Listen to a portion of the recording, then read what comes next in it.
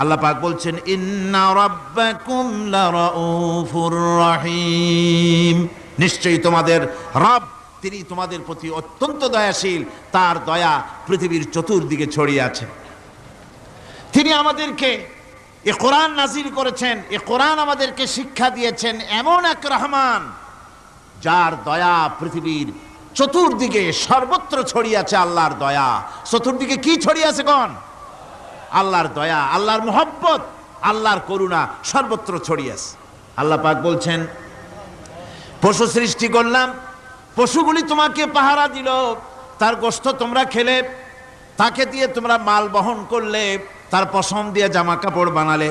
আরো দেখো কি করলাম এই পশু দিয়ে, ওয়া ইন্না লাকুম ফিল আনআমি লাইবরা নুসকিকুম মিম্মা ফি বুতুনিহি মিন বাইনি ফারসিন